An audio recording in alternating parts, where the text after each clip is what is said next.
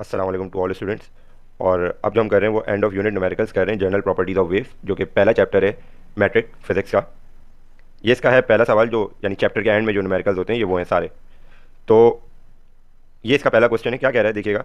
कहता है what is the wavelength of a radio waves broadcasted by a radio station with a frequency of 1300 kilohertz. देखो, जो आप लोग mobile phone में यूजुअली रेडियोज वगैरह सुनते हो ना, वो एक्चुअली जो आपका मोबाइल होता है वो सिग्नल कैच कर रहा होता है जो रेडियो स्टेशन जो है प्रोड्यूस कर रहा होता है, और फिर आप जो है रेडियो से सुन रहे होते हो। तो इस सवाल में भी कुछ इसी तरह का है। कह रहे what is the wavelength of a radio wave. एक रेडियो वेव है, उसकी वेवलेंथ क्या होगी broadcasted by a radio station. एक जो है आपके पास रेडियो वेव आ रही है जो कि रेडियो स्टेशन से जनरेट हुई है, और उसकी फ्रीक्वेंसी कितनी है 1300 किलो हर्ट्ज। अब बोल रहा है कि उसकी वेवलेंथ बताओ कितनी होगी, वेयर 1 के रिप्रेजेंट्स 10 की पावर 3। आपको पता है 1 के 1 किलो क्या है, ये प्रिफिक्स है एक, और किलो रिप्रेजेंट करता है यानी 1 मल्टीप्लाई बाय 10 की पावर 3, या फिर आप इसे डायरेक्ट कह सकते हो कि ये 10 की पावर 3 को रिप्रेजेंट करता है +3। तो ये क्वेश्चन के अंदर ही दिया हुआ है आपको। और फिर and the speed of radio wave is 3 exponent 8 metre per second. ये बात बताने की जरूरत नहीं है क्योंकि रेडियो वेव जो है एक इलेक्ट्रोमैग्नेटिक वेव है, and all electromagnetic waves travels with speed of light. जब भी इस रेडियो वेव की भी जो स्पीड है ट्रेवल करने की वो कितनी है 3 एक्सपोनेंट 8 मीटर पर सेकंड। तो सबसे पहले इसका डेटा बनाते हैं सवाल का। इसके अंदर आपको क्या दिया हुआ है, आपको दी हुई है सबसे पहले फ्रीक्वेंसी कितनी दी हुई है 1300 किलो हर्ट्स। तो इसे हर्ट्स में कन्वर्ट करोगे तो किलो का मतलब 10 की पावर 3 होता है। तो आप क्या कर लोगे 1300 मल्टीप्लाई बाय 10 की पावर 3, ये आपने किलो की जगह लगा दिया, और ये फिर हर्ट्ज में कन्वर्ट हो गया। कोई चाह रहा है कि मल्टीप्लाई क्या कहते हैं 1000 से मल्टीप्लाई करा दूं, तो वो भी कर सकता है डायरेक्ट, क्योंकि ये 10 की पावर 3 का मतलब क्या है मल्टीप्लाई कराना 1300 से, यानी आप 1000 से ही मल्टीप्लाई करा रहे हैं। 10 की पावर 3 इटसेल्फ इज अ 1000। तो फिर आपको पता है कि ये एक जो है रेडियो वेव जो है इलेक्ट्रोमैग्नेटिक वेव है, तो इसकी जो स्पीड होगी वो रिप्रेजेंट करेंगे हम सी से। वी बराबर हो जाएगा इस केस में सी के। तो सी जो होता है वो हमेशा सी स्पीड ऑफ लाइट को कहते हैं, वो कितना होता है 3 मल्टीप्लाई बाय 10 की पावर 8 मीटर पर सेकेंड। कहता है बताओ इसकी वेवलेंथ कितनी होगी, यानी लैम्डा आपसे पूछ रहा है। तो वर्किंग फार्मूला बड़ा सिंपल है इसका, वेव इक्वेशन से ये न्यूमेरिकल सॉल्व होगा। और वेव इक्वेशन क्या कहती है, वो कहती है v is equals to F lambda. अब क्योंकि आप जानते हो कि v इस केस में c के बराबर होगा, क्योंकि जो इलेक्ट्रोमैग्नेटिक वेव्स होती हैं उनके केस के अंदर जो हम v ले रहे होते हैं ना, उसको हम c के इक्वल्स रखते हैं, क्योंकि all electromagnetic waves travels with speed of light, और स्पीड ऑफ लाइट जो है किससे रिप्रेजेंट होती है c से रिप्रेजेंट होती है। तो v की जगह हम क्या लिख देंगे c, यहाँ पे मेंशन करके दिखा देंगे आप कि v is equals to c। तो फिर आपके पास जो आपकी वेव इक्वेशन बन जाएगी वो क्या हो जाएगी c is equals to F lambda. अब आपको लैम्डा निकालना है तो उससे सब्जेक्ट बनाओगे, जाहिर सी बात है। तो जब सब्जेक्ट बनाओगे तो आपके पास लैम्डा कुछ इस तरह से निकल के आ जाएगा। लैम्डा ये एफ लैम्डा से क्या हो रहा है मल्टीप्लाई हो रहा है, वहाँ जाके सी के साथ क्या हो जाएगा डिवाइड हो जाएगा। तो लैम्डा बराबर आ जाएगा आपके पास सी अपॉन एफ फ्रीक्वेंसी के। अब इसके अंदर जो है क्या करो, सीधा सीधा वैल्यूज़ को पुट करो। लैम्डा निकालना है उसको ऐसे लिख दो, सी क्या है आपके पास 3 मल्टीप्लाई बाई 10 की पावर 8 मीटर पर सेकेंड, और नीचे आपके पास क्या है फ्रीक्वेंसी है। एंड फ्रीक्वेंसी कितनी दी हुई है आपको 1300 किलो हर्ट्ज दी हुई थी, और आपने कन्वर्ट किया था तो 1300 कन्वर्टेड वैल्यू लिखोगे। ये जो कन्वर्ट किया आपने 1300 मल्टीप्लाई बाई 10 की पावर 3 किलो हर्ट्ज को हर्ट्ज में कन्वर्ट किया था हमने, ये हर्ट्ज में हो जाएगा। लैम्डा फिर किसके बराबर होगा 3 एक्सपोनेंट 8 को डिवाइड कर दो 1300 एक्सपोनेंट 3 से। तो आपके पास जो आंसर निकल के आएगा लैम्डा का वो आएगा 230.76। और लैम्डा का यूनिट क्या होता है, लैम्डा एक लेंथ है, वेव वेव की लेंथ है, तो इसका यूनिट क्या होगा मीटर। ठीक है, तो मूव करते हैं नेक्स्ट क्वेश्चन की तरफ। क्या कह रहा है ये, कहता है the waves moving in the pond have a wavelength of 1.6 metre. Waves हैं एक पॉन्ड तालाब के अंदर जो है, यानी एक तालाब है उसके अंदर जो है वेव्स जो है प्रोड्यूस हो रही हैं, जिनकी वेवलेंथ क्या है 1.6 metre, and a frequency of 0.80 hertz, और फ्रीक्वेंसी क्या है 0.80 हर्ट्ज। फिर कहता है calculate the speed of these water waves. अब क्या निकालना है आपको, स्पीड निकालनी है इन वाटर वेव्स की, कि कितनी स्पीड से चल रही है ये वाटर वेव्स उस पॉन्ड के अंदर। सही है, तो देखो ये वाटर वेव्स की बात हो रही है, जब भी स्पीड निकालने का बोल रहे हैं। Water waves are not electromagnetic waves. जो इलेक्ट्रोमैग्नेटिक वेव्स होती है उनके लिए तो स्पीड कांस्टेंट है, स्पीड ऑफ लाइट के बराबर है। कितनी है वो 3 exponent 8 metre per second. But these are not electromagnetic waves, these are actually mechanical waves. तो मैकेनिकल वेव्स कौन सी होती हैं, वो वेव्स जिनको कोई मीडियम रिक्वायर्ड होता है। तो इसके अंदर भी आप देख लें जो वेव्स प्रोड्यूस हो रही हैं वाटर के अंदर, पॉन्ड के अंदर, उनका जो मीडियम है वो कौन है, वाटर है। वाटर के अंदर वो प्रोड्यूस हो रही है, वाटर के थ्रू ही जो है वो ट्रैवल भी कर रही हैं। सही है, तो सबसे पहला काम क्या करोगे, डेटा बनाओगे। और डेटा के अंदर आपको क्या क्या दिया हुआ है, लैम्डा दिया हुआ है, वेवलेंथ वो कितनी है 1.6 मीटर, उसके बाद फ्रीक्वेंसी दी हुई है वो कितनी है 0.80 हर्ट्स, दोनों यूनिट अपनी एसआई फॉर्म के अंदर है, तो कन्वर्जन की ज़रूरत यहाँ पे है नहीं। उसके बाद क्या कह रहा है, स्पीड निकालो, यानी v निकाल के बताओ कितना होगा। इस बार हम v क्यों यूज़ करेंगे, क्योंकि c को v से कब रिप्लेस करते हैं, यानी v को c से कब रिप्लेस किया जाता है, जब वेव इलेक्ट्रोमैग्नेटिक हो, क्योंकि वो स्पीड ऑफ लाइट से ट्रेवल करती है। तो इस केस में आपके पास स्पीड जो है v से ही रिप्रेजेंट होगी। फिर वर्किंग फॉर्मूला तो आप डेटा देख के ही समझ गए होगे क्या लगेगा इसके अंदर। वर्किंग फॉर्मूला आप फिर से वेव इक्वेशन यूज करोगे, that is v is equals to F lambda. सही है। अब जो चीज़ आपको निकालनी है वो ऑलरेडी सब्जेक्ट ही बनी हुई है, v आपको निकालना है, तो v को ऐसे लिख दो, फ्रीक्वेंसी कितनी दी हुई है 0.80 हर्ट्स, इसे मल्टीप्लाई करा दो किससे, वेवलेंथ से, जो कि 1.6 मीटर दी हुई है। दोनों को आपस में मल्टीप्लाई कराओगे तो v आपके पास निकल के आ जाएगा कितना, 1.28, और v स्पीड है, स्पीड का यूनिट क्या होता है, मीटर पर सेकेंड। तो वो वेव्स जो उस पॉन्ड के अंदर, वाटर के अंदर प्रोड्यूस हो रही हैं, वो जो ट्रैवल कर रही हैं, वो कितनी स्पीड से ट्रैवल कर रही हैं, 1.28 मीटर पर सेकेंड से। मूव करते हैं नेक्स्ट क्वेश्चन की तरफ, जो थर्ड न्यूमेरिकल है इस चैप्टर का। कहता है if 50 waves pass through a point in the rope in 10 seconds, यानी एक रोप है, उसके अंदर आपने वेव्स प्रोड्यूस करी, और जो वेव प्रोड्यूस हुई हैं, नंबर ऑफ वेव्स जो प्रोड्यूस हुई हैं वो 50 प्रोड्यूस हुई हैं। व्हाट आई मीन टू से इज कि इसके अंदर 50 साइकिल्स प्रोड्यूस हुए हैं, कितनी देर में, 10 सेकंड्स के अंदर। फिर कहता है what are the frequency and the period of the wave, कह रहा है बताओ इसकी फ्रीक्वेंसी क्या होगी और टाइम पीरियड। टाइम पीरियड क्या, कि एक साइकिल को कंप्लीट होने में कितना टाइम लग रहा है, वो बताओ। उसके बाद कहता है if it's wavelength is 8 centimetre calculate the wave speed, उस वेव की अगर वेवलेंथ जो है 8 सेंटीमीटर है तो उसकी वेव स्पीड भी बताओ। फिर क्या कह रहा है, explain the type of wave produced. सवाल के अंदर जो है नीचे एक थ्योरी का पार्ट भी डाल दिया उसने, कि जो वेव इधर प्रोड्यूस हो रही है उसको एक्सप्लेन भी करो। तो आपको पता है रोप के अंदर जो वेव प्रोड्यूस होती है वो जो है एक्चुअली क्या होती है, आपके पास मैकेनिकल वेव होती है, और मैकेनिकल वेव्स के अंदर वो क्या होती है, ट्रांसवर्स नेचर की होती है। तो इसको थोड़ा सा आपको एक्सप्लेन करना पड़ेगा। तो ये सवाल पढ़ के आपको समझ आ रहा होगा क्यों मैकेनिकल वेव कह रहा हूँ, क्योंकि रोप के अंदर प्रोड्यूस हो रही है। Rope is a medium which is making that particular wave. तो जो भी वेव मीडियम के थ्रू बनती है वो मैकेनिकल वेव होती है। और फिर आप ये भी बताओगे इसके अंदर कि मैकेनिकल वेव है ये, और नेचर ऑफ द वेव क्या है, इसकी ट्रांसवर्स है। सही है। फिर ट्रांसवर्स को थोड़ा सा एक्सप्लेन कर दोगे, क्योंकि एक्सप्लेन करने को बोल रहा है। खैर बहरहाल हम न्यूमेरिकल की तरफ चलते हैं और डेटा बनाते हैं सवाल का। डेटा के अंदर सबसे पहली चीज दी हुई है तुम्हें नंबर ऑफ वेव्स, और नंबर ऑफ वेव्स को रिप्रेजेंट करते हैं W से। ये कितनी है, 50। सही है। उसके बाद फिर आपको दिया हुआ टाइम, ये टाइम पीरियड नहीं दिया हुआ। अगर ये टाइम पीरियड दिया हुआ होता तो फिर वो आपसे सवाल के अंदर टाइम पीरियड मांगता क्यों। पहली बात तो ये टाइम आपको किसका दिया हुआ है, वो टाइम जिसके अंदर 50 वेव्स प्रोड्यूस हुई हैं। टाइम पीरियड एक साइकिल का जो है एक कंप्लीट साइकिल का टाइम होता है। सही है। तो ये जो आपको टी दिया हुआ है, ये स्मॉल टी दिया हुआ है एक स्पेसिफिक कंडीशन के लिए। ये कितना है, 10 सेकेंड्स। उसके बाद कह रहा है what are the frequency and the period of the wave, यानी क्या मांग रहा है आपसे। पहले इसके अंदर डेटा के अंदर ये भी लिख लो, इसके अंदर वेवलेंथ भी आपको गिवन है, तो फिर जो रिक्वायर्ड चीज़ें होंगी वो अलग से नीचे लिख लेंगे। तो क्या लिखोगे डेटा के अंदर, एक और चीज़ दी हुई है आपको क्वेश्चन में, वो दी हुई है वेवलेंथ, वो कितनी दी हुई है, 8 सेंटीमीटर। ये सब चीज़ें देने के बाद कहता है बताओ इसकी फ्रीक्वेंसी कितनी होगी, टाइम पीरियड कितना होगा, और इसकी जो है वेव स्पीड भी पूछिए, वी भी पूछा है कितना होगा अगर इसकी वेवलेंथ 8 सेंटीमीटर है। तो देखो इधर ये 50 तो जो है नंबर ऑफ वेव्स, इसका कोई यूनिट नहीं होता तो इसको भी जरूरत नहीं है। फिर टाइम भी सेकंड में दिया हुआ है, बट लेंथ इधर सेंटीमीटर के अंदर दी हुई है, तो लेंथ को जो है आपको क्या करना पड़ेगा, कन्वर्ट करना पड़ेगा। और जब भी सेंटीमीटर से मीटर में जाना होता है तो हम जो है क्या करते हैं, 100 से डिवाइड करते हैं, या फिर अगर आपने प्रीफिक्सेस अच्छे से पढ़े हुए 9 क्लास के अंदर, तो जो है अब तो आपको डायरेक्ट लिखना चाहिए कि अगर मुझे कन्वर्ट करना है तो सेंटी का मतलब होता है 10 की पावर -2। सेंटी का मतलब क्या होता है, 10 की पावर -2। तो आप इसको ऐसे भी लिख सकते हो, फिर डायरेक्ट कैलकुलेटर में पुट कर लेना कि 8 मल्टीप्लाई बाय सेंटी की जगह क्या लिख दोगे, 10 की पावर -2, और जो रिमेनिंग है आपके पास वो मीटर रह जाएगा। तो ये आपका कन्वर्ट हो जाएगा। अब आप 8 एक्सपोनेंट -2 कैलकुलेटर में डालोगे तब भी वही आंसर आएगा जो आप 8 को 100 से डिवाइड करने के बाद निकालोगे। तो एक ही बात है। सही है। कोई 100 से डिवाइड करना चाह रहा है डायरेक्ट, तो वो 100 से डिवाइड करके जो है डायरेक्ट वैल्यू लिख दे। तो अगर आप 100 से डिवाइड करोगे तो आपके पास जो आ जाएगी लेंथ निकल के, वेवलेंथ आ जाएगी, वो आ जाएगी 0.08 मीटर। सही है। तो इसको अगर आप इस तरह लिख लो डायरेक्ट डिवाइड करके 100 से, तब भी सही है। इस तरह लिख के डायरेक्ट कैलकुलेटर में पुट करो न्यूमेरिकल सॉल्व करते वक्त, तब भी मसला नहीं है। सही है। तो मैंने दोनों कंडीशन लिख दी हैं। अब सबसे पहले आपको क्या चाहिए, देखो फ्रीक्वेंसी निकालने के लिए जो है ना, फ्रीक्वेंसी अगर आपको निकालनी, देखो फ्रीक्वेंसी या टाइम पीरियड अगर निकालना है, ये बात तुम जानते हो कि कोई एक चीज़ पता होनी चाहिए तो दूसरी आसानी से निकल जाती है। तो फ्रीक्वेंसी निकालने के लिए तो तुम्हें यहाँ पे जो इन्फॉर्मेशन इसने दी हुई है, फ्रीक्वेंसी निकालने का एक और फॉर्मूला होता है, मैं क्लास में भी डिस्कस कर चुका था आपसे। सॉल्यूशन में क्या करोगे आप, सबसे पहले फॉर फ्रीक्वेंसी, और फ्रीक्वेंसी निकालने के लिए एक फॉर्मूला और होता है, एक तो रेसिप्रोकल ऑफ टाइम पीरियड होता है, बट इधर वो हम यूज़ ही नहीं कर सकते क्योंकि टाइम पीरियड नहीं गिवन है।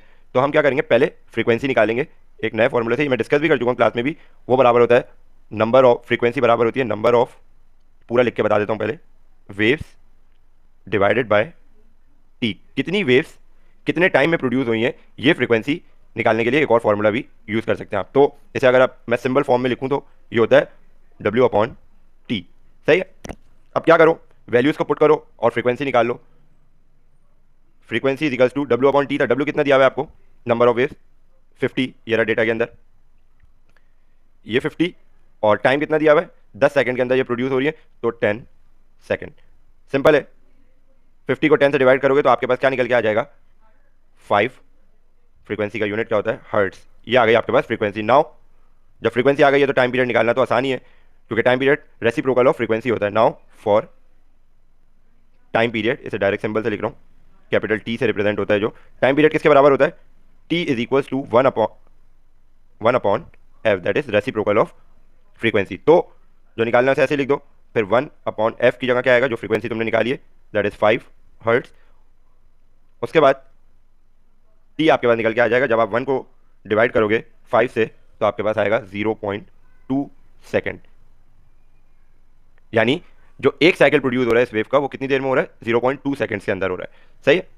अब अगली चीज क्या बोल रहा है आपसे, वो क्वेश्चन के अंदर क्या बोल रहा था, बोल रहा था if it's wavelength is 8 centimetre, अगर उसकी वेवलेंथ 8 सेंटीमीटर है तो calculate wave speed as well, यानी आपसे वेव स्पीड मांग रहा है।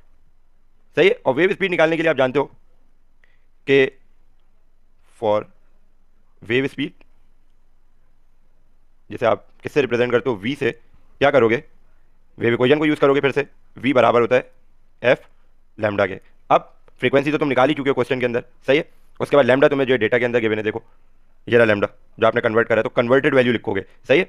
अब कोई जो है डायरेक्ट कैलकुलेटर में पुट करके आंसर निकालना चाह रहा है तो वो ये वैल्यू पुट कर ले, कोई जो है अगर ये वैल्यू भी पुट कर लेगा कोई जो अपनी न्यूमेरिकल के अंदर, तब भी एक ही बात है, दोनों एक ही चीज़ है, 8 की पावर 8 एक्सपोनेंट -2 या फिर 0.08 मीटर, दोनों एक ही चीज़ है। तो अभी हम कर लेते हैं 0.08 मीटर को पुट कर लेते हैं वेवलेंथ की जगह, तो v फ्रीक्वेंसी क्या है आपके पास 5 हर्ट्स, इसे मल्टीप्लाई करा दो किससे, लैम्डा वेवलेंथ से, जो कि आपके पास 0.08 मीटर थी कन्वर्ट करने के बाद। सेंटीमीटर में कभी भी लेंथ नहीं ले सकते, पता है ना आपको ये बात मैं 10 दफ़ा बता चुका हूँ, क्योंकि ऐसा ही सिस्टम के अंदर जो लेंथ का यूनिट है वो क्या है, मीटर है, तो आपको कन्वर्ट इसलिए करना पड़ा इधर। तो अब क्या होगा, v हो जाएगा 5 को मल्टीप्लाई कराओ 0.08 से, तो आपके पास क्या निकल के आ जाएगा 0.4, और स्पीड का यूनिट मीटर पर सेकेंड। तीन चीजें रिक्वायर्ड थी इस क्वेश्चन के अंदर, तीनों निकल गए, frequency 5 hertz, time period and then. Move करते हैं फोर्थ न्यूमेरिकल की तरफ। अब कहता है a slinky has produced a longitudinal wave. Slinky means to say एक स्प्रिंग है, उसके अंदर जो है लॉन्गिट्यूडनल वेव प्रोड्यूस हो रही है। पता है ना लॉन्गिट्यूडनल वेव कौन सी होती है, जिसके अंदर कंप्रेस रेयरफेक्ट, कंप्रेस रेयरफेक्ट।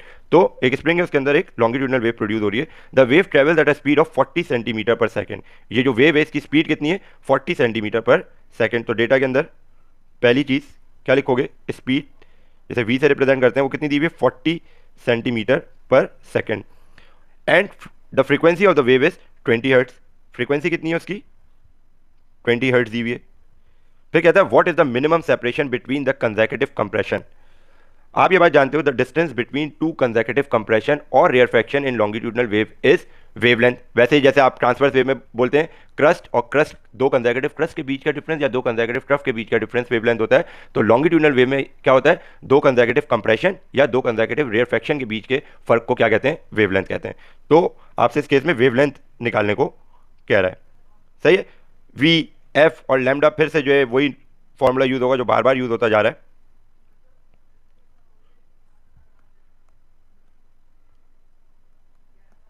वर्किंग फॉर्मूला क्या हो जाएगा इस केस में, फिर से wave equation, that is v is equals to F lambda. अब वर्किंग फॉर्मूला के अंदर क्वांटिटीज को पुट करने से पहले आप देख लो कि सब कुछ ऐसा ही सिस्टम में है या नहीं।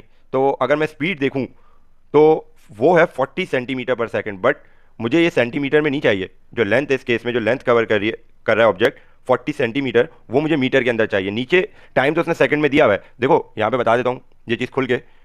40 सेंटीमीटर पर सेकंड का मतलब क्या है, 40 सेंटीमीटर एक सेकंड के अंदर, एक लिखते नहीं है जब भी एस के साथ वन लिखा हुआ नहीं है, तो टाइम तो ऑलरेडी कन्वर्टेड है सेकंड्स में, जो कि ऐसा यूनिट है उसका।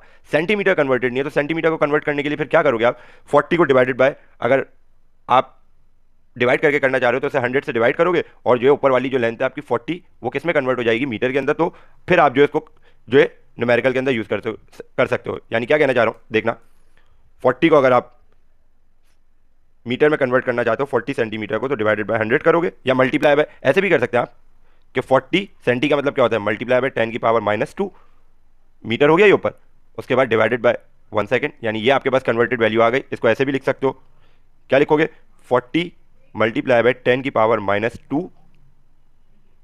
Metre per second. इसको ऐसे भी लिख सकते हो आप, या फिर आप डायरेक्ट कन्वर्टेड वैल्यू लिख लो। 40 को पहले जो है 100 से डिवाइड करके कोई लिखना चाह रहा है तो वो वैसे लिख ले, 40 डिवाइडेड बाय 100 जब आप करोगे तो आपके पास क्या आएगा, ऊपर ऊपर आपके पास 0.4 सॉरी ये हो जाएगा 0.4 और ये मीटर में कन्वर्ट हो गया, और नीचे क्या रह गया, वो सेकंड, 1 सेकंड ऐसे का ऐसे ही। तो फिर आप इस चीज़ को ऐसे लिख सकते हो 0.4 मीटर पर सेकंड, 1 नहीं भी लिख के सेकंड के साथ तो जरूरी थोड़ी है। तो ये क्या हो जाएगा, ये कन्वर्टेड वैल्यू हो जाएगी स्पीड की, किसके अंदर, मीटर पर सेकंड में। अब ये वैल्यू भी डायरेक्ट कैलकुलेटर में पुट कर लोगे तो मसला नहीं, आंसर सेम आएगा आपके पास। अब कोई चाह रहा है कि मैं 100 से डिवाइड करूँ सेंटीमीटर से मीटर में जाने के लिए, तो वो फिर 100 से डिवाइड करके कर ले इस तरह से, तो उसकी कन्वर्टेड वैल्यू क्या होगी, 0.4 मीटर पर सेकंड। सही है, तो स्पीड की जो वैल्यू यूज करोगे वो ये वाली यूज करोगे अब न्यूमेरिकल के अंदर। ये रिमूव कर रहा हूं, तो देखिएगा अब क्या है, वैल्यूज को पुट करना, आंसर निकालना है। पहले लैम्डा निकालना है तो उसे सब्जेक्ट बना लो। जब लैम्डा को सब्जेक्ट बनाना होगा तो फ्रीक्वेंसी को यहाँ से हटाना होगा, फ्रीक्वेंसी यहाँ लैम्डा से मल्टीप्लाई हो रही है, वहाँ जाके क्या हो जाएगी, स्पीड से डिवाइड हो जाएगी। तो आप कह सकते हैं कि लैम्डा जो बराबर आएगा आपके पास फ्रीक्वेंसी जब उसके बाद जाएगी तो v अपॉन किसके बराबर हो जाएगा, फ्रीक्वेंसी के। ठीक है, अब देखिएगा यहाँ पे सॉल्व कर रहा हूँ, रिमेनिंग लैम्डा निकालना है, इसको ऐसे लिख दो, v कितना दिया हुआ है आपको, कन्वर्टेड वैल्यू जो आपने कन्वर्ट की है 0.4 मीटर पर सेकंड, उसे डिवाइड कर दो किससे, फ्रीक्वेंसी से जो कि आपको दी हुई है 20 हर्ट्ज। 0.4 को 20 से डिवाइड करोगे तो आपके पास आएगा लैम्डा कितना आ जाएगा, ये 0.02, और लैम्डा का यूनिट क्या होगा, metre. Now moving towards the fifth numerical of this chapter, कहता है suppose a student is generating waves in a sling, की एक स्प्रिंग के अंदर जो है स्टूडेंट वेव जनरेट कर रहा है। The students hand makes one complete fourth and back oscillation, यानी फोर्थ एंड बैक का मतलब आगे पीछे, ये भी एक लॉन्गिट्यूडनल वेव भी प्रोड्यूस कर रहा है स्प्रिंग के अंदर, जैसे पिछले वाले सवाल के अंदर था। तो ये जो one complete fourth and back oscillation कर रहा है वो आगे और पीछे, वो कितनी देर में कर रहा है, 0.40 सेकंड के अंदर। उसके बाद the wavelength in the slinky is, उस वेव की जो वेव प्रोड्यूस हो रही है स्प्रिंग के अंदर उसकी जो वेवलेंथ है वो कितनी है, 0.60 मीटर। कहता है for this wave determine period and frequency. पहले पार्ट में क्या कह रहा है, इसका पीरियड बताओ, टाइम पीरियड यानी, और फ्रीक्वेंसी बताओ, और फिर बी पार्ट में कहता है वेव स्पीड बताओ। ठीक है, तो सबसे पहले डेटा देखते हैं, सिंपल सवाल है, पिछले न्यूमेरिकल्स की अंडरस्टैंडिंग पे बेस करता है पूरा। तो डेटा के अंदर आपको क्या क्या चीज़ें दी हुई हैं, टी दिया हुआ है। अच्छा, ये टी आपको जो है स्मॉल टी नहीं दिया हुआ है, ये टी आपको क्या दिया हुआ है, कैपिटल टी दिया हुआ है।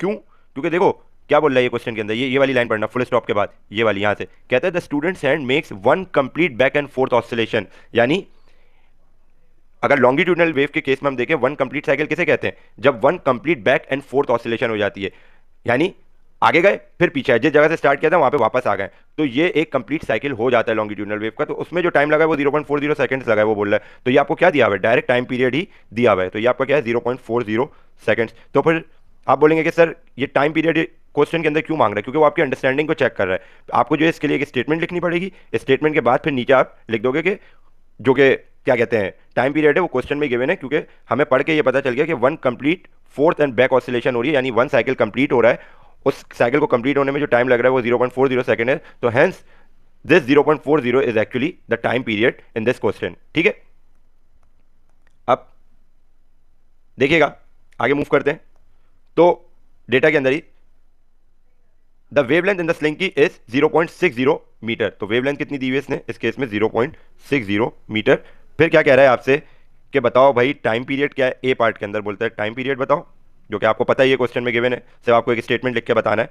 फिर बी पार्ट में कह रहा है कि बताओ, सॉरी ए पार्ट में ही अगली चीज़ क्या मांग रहा है, फ्रीक्वेंसी मांग रहा है। ये कोई ज़्यादा अनएक्सपेक्टेड बात नहीं है, टाइम पीरियड जब मांगता है तो साथ साथ फ्रीक्वेंसी मांग ही रहा होता है, वो फ्रीक्वेंसी मांग रहा है। और फिर बी पार्ट में क्या कहता है, वी बताओ कितना होगा। ठीक है, तो सबसे पहले क्या करोगे, फॉर टाइम पीरियड जैसे आप टी कैपिटल टी से रिप्रेजेंट करते हो, क्या लिखोगे, एक स्टेटमेंट लिखोगे, फिर क्या होगा, so T will be equals to कितना हो जाएगा आपके पास, वही जो आपने डेटा में लिखा था 0.40 सेकेंड्स। सही है। अब जब टाइम पीरियड निकल गया आपके पास, तो आप जानते हो कि फ्रीक्वेंसी निकालना तो कोई बड़ा मसला है ही नहीं, because now for frequency is actually equals to reciprocal of time period, that is 1/t। और t आपने पीछे देखा जो कि क्वेश्चन में गिवन था 0.40 सेकेंड है, तो frequency is equals to 1/t, क्या है आपके पास 0.40 सेकेंड्स। जब आप 1 को डिवाइड करोगे 0.40 से, तो आपके पास क्या आ जाएगी फ्रीक्वेंसी निकल के, दैट विल बी 2.5 फ्रीक्वेंसी का यूनिट हर्ट्स।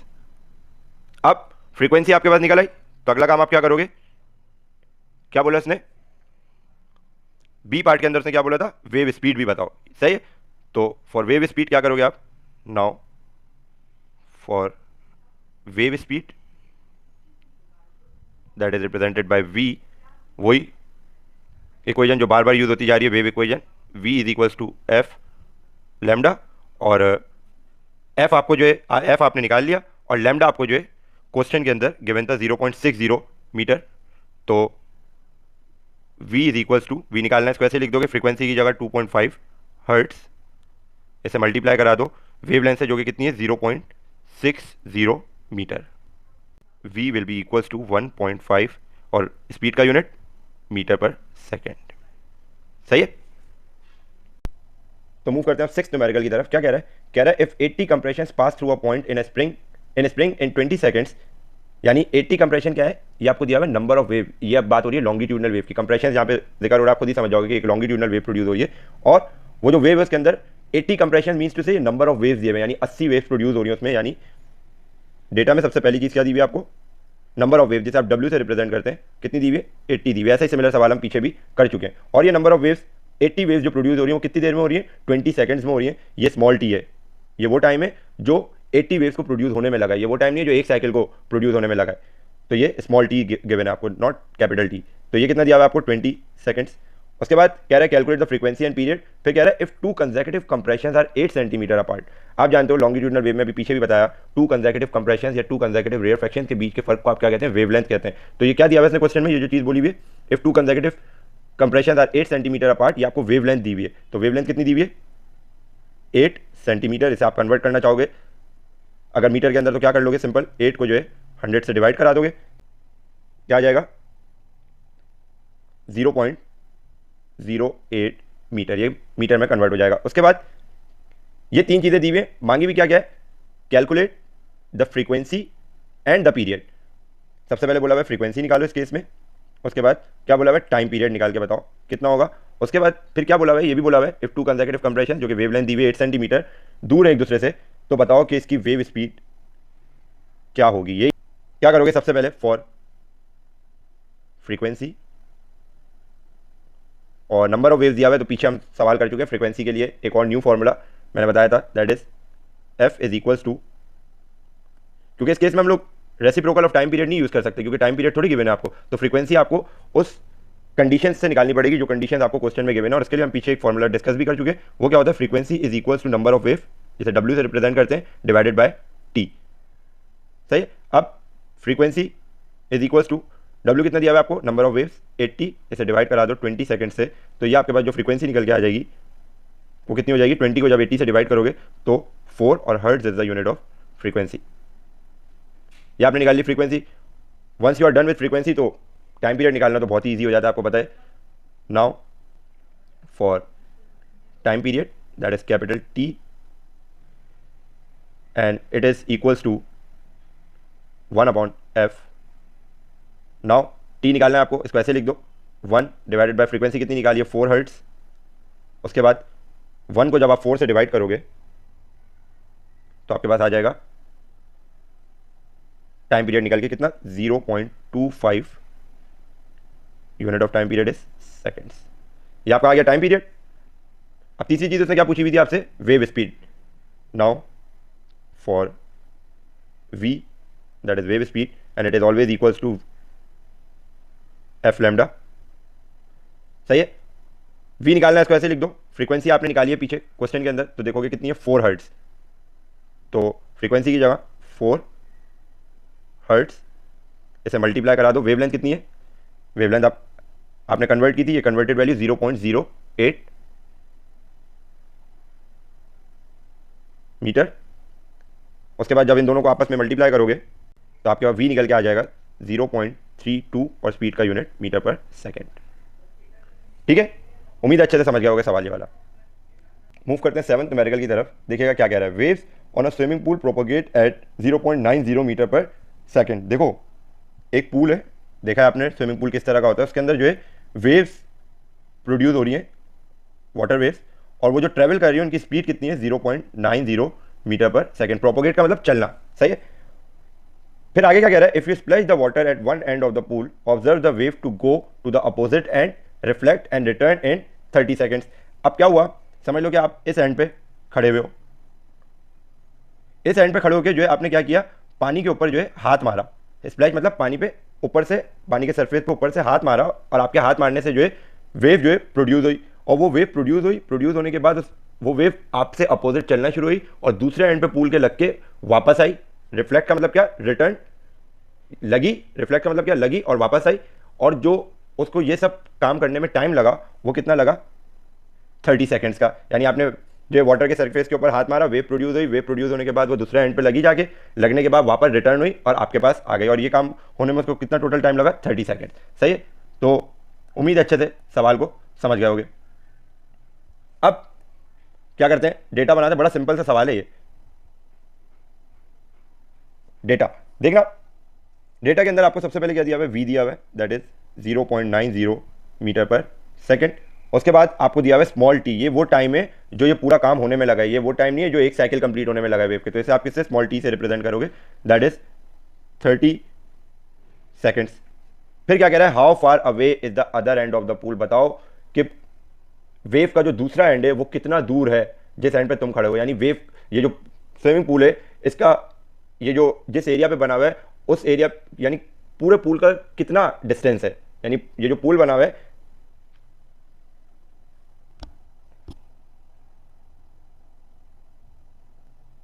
फिर क्या कह रहा है आपसे, कह रहा है how far away is the other end of the pool. ये बताओ कि दूसरा एंड पूल का कितना दूर है। यानी ये आपसे डिस्टेंस मांग रहा है, जिस एंड पे आप खड़े हो उस एंड से लेके, यानी इस साइड वाला एंड पूल का और उस साइड वाले एंड के बीच में जो है जो डिस्टेंस है वो मांग रहा है, यानी length of the swimming pool मांग रहा है, कितनी लेंथ है।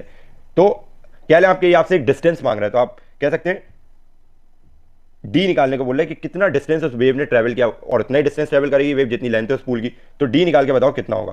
तो अब आप जो इक्वेशन अभी तक यूज कर रहे थे वी से रिलेटेड, जब भी वी का जिक्र हो रहा था तो आप यूज कर रहे थे वेव इक्वेशन, वो थी V equals to F lambda. अब देखो ना इसके अंदर फ्रीक्वेंसी है, इस केस के अंदर ना इसके अंदर वेवलेंथ है, तो मैं ये फॉर्मूला तो यूज ही नहीं कर सकता, ये बात तो क्लियर है इसके अंदर। तो स्पीड का कौन सा एक फॉर्मूला और था जो हमने पढ़ा था, याद होगा आपको 9th क्लास में हमने एक सिंपल स्पीड का फॉर्मूला पढ़ा था, और ये V equals to F lambda जो है ये उसी स्पीड के फॉर्मूले से ड्राइव हुआ है। तो ये नहीं है कि कोई अलग अलग बातें हैं, ये उसी स्पीड के फॉर्मूले से ड्राइव हुआ है। तो ये फॉर्मूला सिर्फ वेव के केस के अंदर यूज किया जाता है। तो याद होगा जब मैं आपको डेरिवेशन करा रहा था V equals to F lambda की क्लास के अंदर, तो मैंने वही V equals to S upon T का फॉर्मूला यूज किया था और फाइनली इस रिजल्ट पे पहुंच गए थे हम लोग। तो ये उसी फॉर्मूले से ड्राइव हुआ है। ठीक है। अब क्या होगा कि इस केस में हम V equals to F lambda use नहीं कर सकते, तो क्या यूज करेंगे, वर्किंग फॉर्मूला वही स्पीड का जो हमने 9th क्लास के अंदर पढ़ा था चैप्टर 2 काइनेमेटिक्स के अंदर।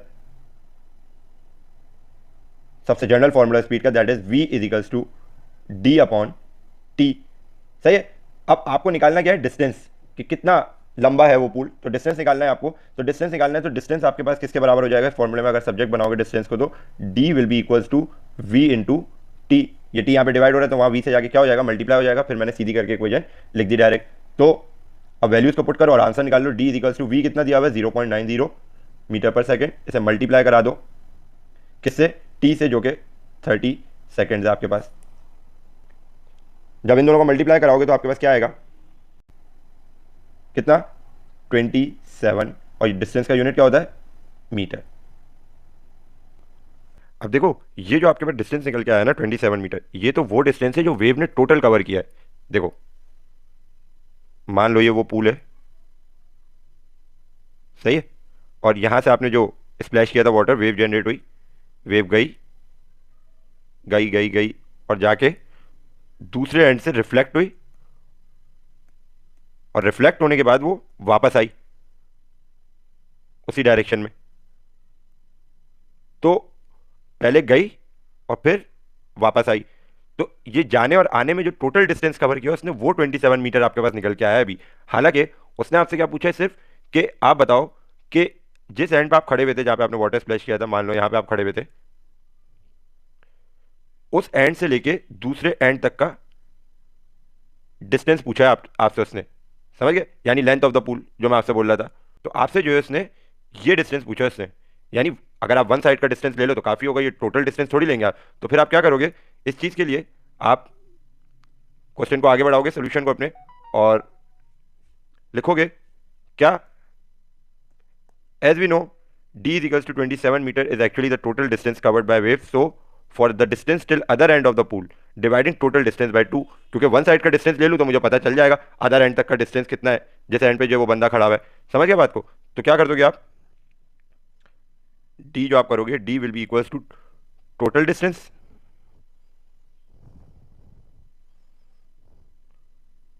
Divided by 2। क्या आएगा आपके पास, d is equals to total distance आपके पास क्या था, 27 मीटर। इसे डिवाइड कर दो 2 से, तो आपके पास क्या आ जाएगा, d will be equals to 13.5 metre. यानी 13.5 मीटर दूर है other end of the pool. समझ गए?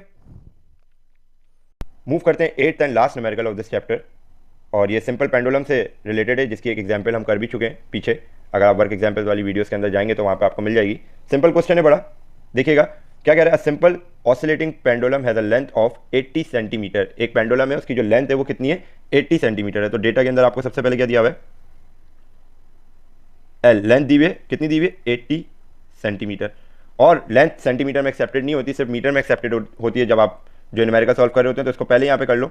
100 से जब डिवाइड करोगे 80 सेंटीमीटर को, तो वो तुम्हारे पास क्या आ जाएगा, 0.8, और ये मीटर में कन्वर्ट हो जाएगी। फिर क्या कह रहा है, कैलकुलेट इट्स, ए पार्ट में बोलता है पीरियड और बी पार्ट में बोलता है फ्रीक्वेंसी निकालो। अगर ये जो सिंपल ऑसिलेटिंग पेंडुलम है वो जिस जगह पे वर्क कर रहा है वहाँ पे gravity 9.8 metre per second square की, यानी ये काम कहाँ पे हो रहा है, अर्थ के ऊपर हो रहा है। तो जी भी आप डेटा में लिखोगे, that is 9.8 metre per second square. अब कभी कभार क्वेश्चन में ग्रेविटी गिवन नहीं होती, आपको दिखाया हुआ नहीं होता, आपको पता ही है कि ये कांस्टेंट है एक स्मॉल जी। तो जब आपको गिवन नहीं होती ना वैल्यू ग्रेविटी की, तो फिर आप 9.8 ले लें या 10 ले लें, एक ही बात होती है। बट जब गिवन है तो जो गिवन है वही लें आप, ठीक है। Now moving towards working formula of this question.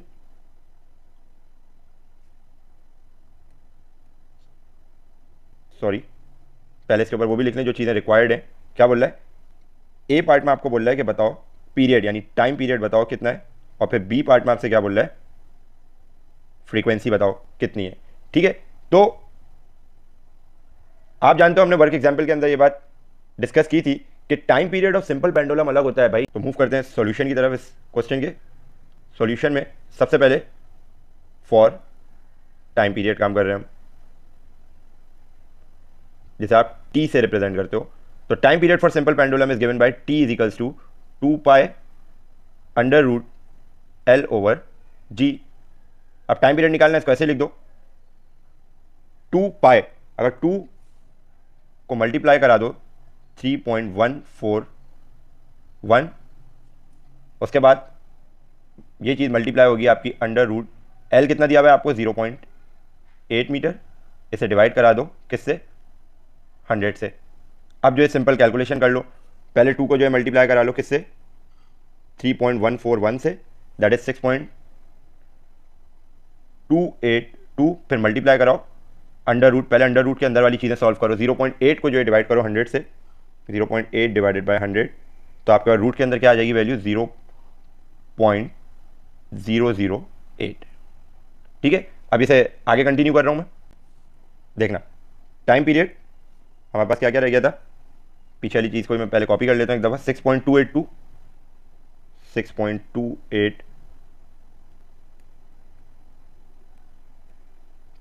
6.282, इसे मल्टीप्लाई करा दो आप किससे, अंडर रूट के अंदर क्या वैल्यू आई थी हमारे पास, 0.008। अब इस वैल्यू को पहले ऐसे लिख दो, 6.282 मल्टीप्लाई बाय, पहले रूट की वैल्यू सॉल्व करो। रूट ऑफ 0.008 क्या होगा आपके पास, 0.08। अब दोनों वैल्यूज को आपस में मल्टीप्लाई करा लो, that will be equals to T will be 0.50 seconds. ये आपने निकाल लिया time period. Once you are done with time period, now for frequency, जो बी पार्ट में पूछी हुई है उससे। अब टाइम पीरियड आ जाता है तो फ्रीक्वेंसी तो फिर आप इजीली निकाल ही सकते हो, आपको पता है F will be equals to 1/t, reciprocal of time period बराबर होता है फ्रीक्वेंसी के। अब क्या है, फ्रीक्वेंसी निकालनी है, इसको ऐसे लिख दो, 1 डिवाइडेड बाई टी कितना निकाला है, 0.50 सेकेंड, और फ्रीक्वेंसी आपके पास क्या आ जाएगी, 2 हर्ट्ज। ठीक है, उम्मीद है अच्छे से समझ गए होगे सारे न्यूमेरिकल्स। एक दफ़ा वर्क एग्जाम्पल्स की वीडियो देख लो पूरी, उसके बाद जो है फिर ये एंड ऑफ यूनिट न्यूमेरिकल्स की वीडियो देख लो पूरी अच्छी तरह से, प्रैक्टिस करो इनकी। अब तो आपके पास मटेरियल जो रिकॉर्डेड लेक्चर की फॉर्म में मौजूद है, तो आपके पास कोई शिकायत भी नहीं बचेगी कि सर मुझे जो है मेरी क्लास मिस हो गई थी और मैं जो है वो ओलंपियाड में गया हुआ था और मेरा जो है वो फुटबॉल का जो है कंपटीशन चल रहा था। तो आप कहीं भी मसरूफ़ रहते हो, इस वजह से जो है कुछ बच्चे जो है पार्टिसिपेशन करते हैं स्कूल के अंदर, इस वजह से ये मैं वीडियोस बना रहा हूँ। एटलीस्ट मैथमेटिकल वर्क जब मिस हो जाए तो वो आपको जो है रिकॉर्डेड फॉर्म में मिल जाए। तो क्या करें, वीडियोस को देखें, बस प्रैक्टिस करते रहें। चैप्टर वाइज न्यूमेरिकल मैं ऐसे ही जो है ऐड करता जाऊँगा यूट्यूब के ऊपर। ये चैप्टर 1 के जो है वर्क एग्जाम्पल्स और क्या कहते हैं end of unit numerical complete हो गए हमारे। अब हम चलेंगे, जब मैं नेक्स्ट वीडियो डालूंगा तो वो चैप्टर नंबर 2 साउंड के जो है वर्क एग्जाम्पल्स डालूंगा, और क्या कहते हैं उसके फिर एंड ऑफ यूनिट न्यूमेरिकल डालूंगा, और फिर एक डेरिवेशन है हमारे पास v equals to F lambda वाली, उसका भी जो है मैं एक लेक्चर रिकॉर्ड करके ऐड कर दूंगा। ठीक है, तो मिलते हैं आपसे अब नेक्स्ट वीडियो के अंदर, तब तक के लिए अपना ख्याल रखिएगा। अल्लाह हाफ़िज़।